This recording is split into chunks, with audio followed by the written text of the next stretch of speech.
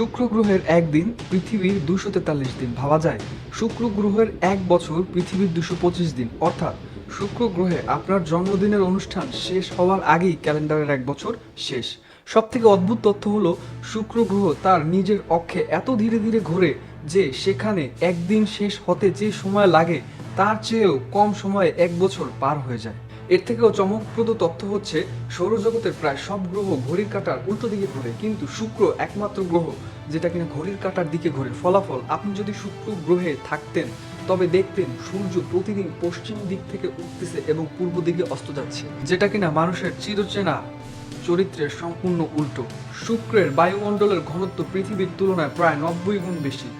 শুক্রের মাটিতে দাঁড়ানো আর পৃথিবীর সমুদ্রের 3000 ফুট নিচে দাঁড়িয়ে থাকা একই কথা।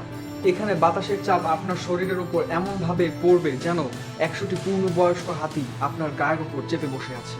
সেকেন্ডের মধ্যে মানুষের হাড় গোড় ধুলোয় মিশে যাবে। অনেকে মনে করেন বুধ সূর্যের সব থেকে কাছে বলে সেটি উষ্ণতম, কিন্তু আসল চ্যাম্পিয়ন শুক্র। শুক্রের গড় তাপমাত্রা 464 ডিগ্রি সেলসিয়াস। এই তাপে রান্নার ওভেনে রাখা পিৎজা মাত্র কয়েক সেকেন্ডে কয়লা হয়ে যাবে এবং সীসা তরল ধাতুর মতো গলে মরে যাবে। অথচ পৃথিবীর গড় তাপমাত্রা মাত্র 15 ডিগ্রি সেলসিয়াস। ভাবা যায় পৃথিবীতে মেঘ থেকে পানি পড়ে যা জীবন বাঁচায়, কিন্তু শুক্রের মেঘ তৈরি হয় ঘন সালফিউরিক অ্যাসিড দিয়ে।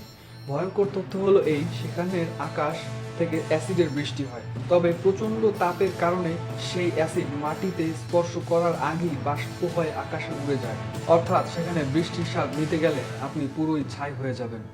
আকাশ এবং ভরের দিক থেকে শুক্র আর পৃথিবী প্রায় সমান। পৃথিবীর ব্যাস 12,742 কিলোমিটার আর শুক্রের ব্যাস 12,104 কিলোমিটার, প্রায় পৃথিবীর 95 ভাগ। দেখতে প্রায় একরকম হলেও এটি জীবন দিয়ে ভরা আর অন্যটি জাহান্নামের মতো।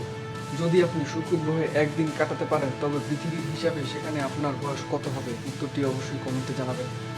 60-এর দশকে মহাকাশ গবেষণার এক অদ্ভুত লড়াই শুরু হয়েছিল। তখন সোভিয়েত ইউনিয়ন বা রাশিয়া জেদ ধরে বসেছিল তারা এই রহস্যময় মেঘে ঢাকা গ্রহটি জয় করবেই। একের পর এক মিশন ফেল হলো, কোনোটি শুক্রের মেঘে ঢোকা মাত্রই বাতাসের চাপে চ্যাপ্টা হয়ে গেল। অবশেষে 1970 সালে ভেনেরা 7 যখন সেখানে ল্যান্ড করলো, পৃথিবী প্রথমবারের মতো কোনো গ্রহের ভূপৃষ্ঠের শব্দ শুনতে পেল, কিন্তু সেই শব্দ ছিল হাড় হিম করা। চলুন এবার জেনে নেই কি কি মিশন পরিচালিত হয়েছে সেখানে।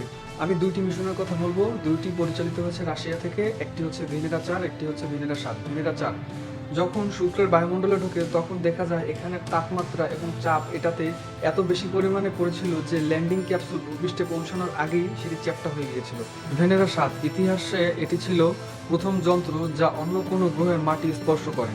সেখান থেকে জানা যায় শুক্র গ্রহে কোনো মাটি নেই, পুরো গ্রহটি একটি আগ্নেয় শিলা বা ব্যাসল্ট পাথরে ঢাকা। বর্তমান যুগে আমরা মঙ্গল গ্রহে মানুষ পাঠানোর কথা ভাবছি, কিন্তু শুক্র গ্রহে কেন নয়? উত্তরটা সহজ। মঙ্গলের প্রতিকূলতা থাকা সত্ত্বেও সেখানে বেঁচে থাকা সম্ভাবনা রয়েছে, কিন্তু শুক্র গ্রহে তার নিজের মধ্যে কাউকে ঢুকতে দেয় না। সেখানকার চরম পরিবেশ আজও মানুষের জন্য এক অভেদ্য দুর্গ।